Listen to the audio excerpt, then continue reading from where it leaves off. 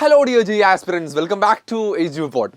So നമ്മൾ ഇന്ന് discuss ചെയ്യാൻ പോകുന്നതെന്ന് വെച്ചാൽ ജെഇ മെയിൻ മുഖേന കേരളത്തിൽ NIT കഴിഞ്ഞാൽ പിന്നെ കേരളത്തിലുള്ള ഏറ്റവും കൂടുതൽ കുട്ടികൾ പോകുന്ന സ്ഥാപനമാണ് IIIT കോട്ടയം എന്ന് പറയുന്നത്. സോ IIIT കോട്ടയത്തിൽ ഡിഫറെൻറ്റ് ബ്രാഞ്ചുകളിൽ നമുക്ക് സീറ്റ് കിട്ടാൻ ഡിഫറെൻറ്റ് ബ്രാഞ്ചുകളിൽ ആക്ച്വലി നമ്മുടെ ഇന്ത്യൻ IIIT എന്ന് പറഞ്ഞാൽ തന്നെ Indian institute of information technology എന്നാണ്. അപ്പോൾ IT റിലേറ്റഡ് ആയിട്ടുള്ള, അതായത് ഡിഫറെൻറ്റ് കോമ്പിനേഷൻ ഓഫ് കമ്പ്യൂട്ടർ സയൻസും അതോടൊപ്പം തന്നെ സർക്യൂട്ടൽ ബ്രാഞ്ചുകളുമാണ് വരിക. സോ അതിൽ ഡിഫറെൻറ്റ് കോഴ്സുകൾക്ക് നമുക്ക് എത്രത്തോളമാണ് അതിൻ്റെ ലാസ്റ്റ് റാങ്ക്, അതായത് ജോസയിൽ നമ്മുടെ ജെഇ മെയിൻസിൻ്റെ റാങ്ക് എത്രത്തോളം നമുക്ക് വേണം എന്നുള്ളതാണ് ആക്ച്വലി നമ്മൾ ഈ വീഡിയോയിലൂടെ നോക്കാൻ പോകുന്നത്. സോ നമുക്ക് വീഡിയോയിലേക്ക് കടക്കുകയാണെങ്കിൽ, ഞാൻ പറയുന്നത് മുഴുവൻ ഓപ്പൺ കാറ്റഗറിയിലെ റാങ്ക് ആണ് കേട്ടോ.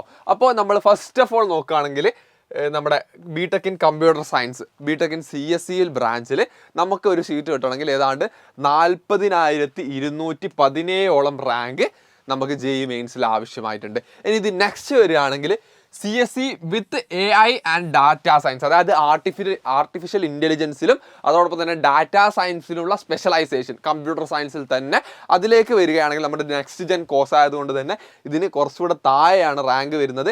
32,780 റാങ്ക്, കുറച്ചുകൂടെ നല്ല റാങ്ക് വേണം നമുക്ക് ഡാറ്റ സയൻസിലേക്കും അതോടൊപ്പം തന്നെ ആർട്ടിഫിഷ്യൽ ഇൻ്റലിജൻസിലേക്കും സ്പെഷ്യലൈസ് ചെയ്യുന്ന CSE ബ്രാഞ്ചിലേക്ക് എത്തണമെങ്കിൽ. Then the next one is computer science in CSE in cyber security. So cyber സെക്യൂരിറ്റിയിലേക്ക് പോവുകയാണെങ്കിൽ 40,718 റാങ്കാണ് നമുക്ക് വേണ്ടി വന്നിട്ടുള്ളത്. Then the next one is electronics and communication engineering അഥവാ ECE ബ്രാഞ്ച് എന്ന് പറയുന്നതിന് ഏതാണ്ട് വേണ്ടി വന്നിട്ടുള്ളത് 41,402 റാങ്കും ആണ് വന്നിട്ടുള്ളത്. ദെൻ ദി നെക്സ്റ്റ്, ഇത് ഞാൻ ഇത്രയും നേരം പറഞ്ഞിട്ടുള്ളത് ആക്ച്വലി നമ്മുടെ ഓപ്പൺ കാറ്റഗറിയിലുള്ള ജനറൽ ന്യൂട്രൽ കാറ്റഗറിയിലുള്ളതായിരുന്നു. സോ അത് നെക്സ്റ്റ് ഞാൻ പറയുന്നത് ഫീമെയിൽ സുപ്രീമസി എന്ന് പറഞ്ഞിട്ട് ഒരു സൂപ്പർ ന്യൂമററി കോട്ടയുണ്ട്. അതായത് ഇപ്പോൾ ഉള്ള സീറ്റിൻ്റെ കൂടെ തന്നെ കുറച്ച് സീറ്റ്സ് അത് സ്പെസിഫിക്കലി ഫോർ ഫീമെയിൽസിനായിട്ട് ആഡ് ചെയ്തിട്ടുണ്ട്. NIT-കളിലും IIIT-കളിലും ഒക്കെ ഉണ്ട് അത്. സോ നമുക്ക് അതിൻ്റെ ലാസ്റ്റ് റാങ്ക് നോക്കുകയാണെങ്കിൽ CSE വരികയാണെങ്കിൽ ഏതാണ്ട് 48,030 റാങ്ക് വരെയുള്ള കുട്ടിക്ക് IIIT കോട്ടയത്തിൽ സീറ്റ് ലഭിച്ചിട്ടുണ്ട്. Then the next one is, ഞാൻ നേരത്തെ പറഞ്ഞതുപോലെ ആർട്ടിഫിഷ്യൽ ഇൻ്റലിജൻസും അതോടൊപ്പം തന്നെ ഡാറ്റ സയൻസിലും സ്പെഷ്യലൈസ് ചെയ്യുന്ന കമ്പ്യൂട്ടർ സയൻസ് ആണെങ്കിൽ 40,254 റാങ്കിൽ അത് ക്ലോസ് ചെയ്തിട്ടുണ്ട്. Then the next one is CSE with cyber സെക്യൂരിറ്റിയിലേക്ക് പോവുകയാണെങ്കിൽ 46,805 വരെയും. ദെൻ ഇലക്ട്രോണിക്സ് ആൻഡ് കമ്മ്യൂണിക്കേഷൻ അഥവാ ECE ബ്രാഞ്ചിലേക്ക് പോവുകയാണെങ്കിൽ 5,151 റാങ്ക് വരെയുമാണ് എത്തിയിട്ടുള്ളത്. സോ ഞാൻ ഇത്ര നേരവും പറഞ്ഞത് ഓപ്പൺ കാറ്റഗറി ആയിരുന്നെങ്കിൽ, ജനറൽ കാറ്റഗറിയിലേക്ക് ആയിരുന്നെങ്കിൽ, ഇനി ഇത് നെക്സ്റ്റ് പറയുന്നത് OBC NCL കാറ്റഗറിയിലാണ്. ഒരുപാട് പേര് ആക്ച്വലി OBC NCL ആയിരിക്കും. സോ അവർക്ക് എത്രത്തോളം റാങ്ക് വേണ്ടി വന്നിട്ടുണ്ട് എന്നുള്ളതാണ് ഞാൻ ഇതിലൂടെ നോക്കുന്നത്. So the first one is CSE ബ്രാഞ്ചിലേക്ക് പോവുകയാണെങ്കിൽ CSE ബ്രാഞ്ചിൽ ഏതാണ്ട് അവരുടെ കാറ്റഗറി റാങ്ക് 14,789 വരെ റാങ്ക് വേണ്ടി വന്നിട്ടുണ്ട് IIIT കോട്ടയത്തിൽ സീറ്റ് ലഭിക്കാനായിട്ട്. ദെൻ നമ്മുടെ ആർട്ടിഫിഷ്യൽ ഇൻ്റലിജൻസ് ആൻഡ് ഡാറ്റ സയൻസിലേക്ക് വരികയാണെങ്കിൽ 12,718 വരെയും.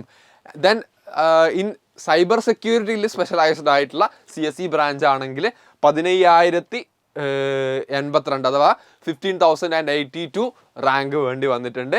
ദെൻ ECE ബ്രാഞ്ചിലേക്ക് പോവുകയാണെങ്കിൽ 15,503 റാങ്ക് വരെയുമാണ് ഒരു കുട്ടിക്ക് വേണ്ടി വന്നിട്ടുള്ളത്.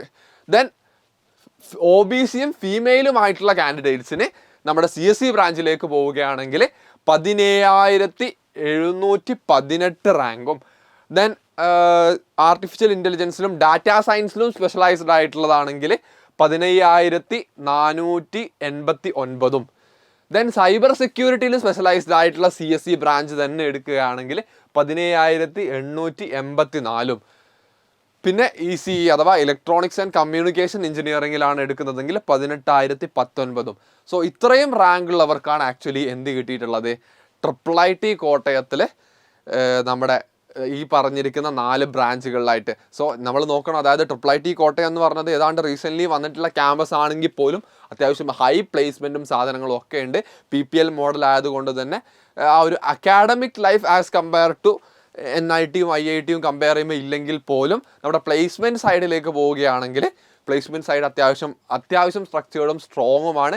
അവിടെ വലിയ കമ്പനികൾ, അതായത് വലിയ MNCകൾ, നമ്മൾ ആപ്പിളും അതോടൊപ്പം തന്നെ മെറ്റയും ഒക്കെ പോലെയുള്ള പലതും IIT ക്യാമ്പസുകളിൽ പ്ലേസ്മെൻറ്റിന് വരുന്നുണ്ട്. സോ അപ്പോൾ IIT കോട്ടയത്തെ കുറിച്ചിട്ട് ഇത്രയും മാത്രമേ പറയാനുള്ളൂ.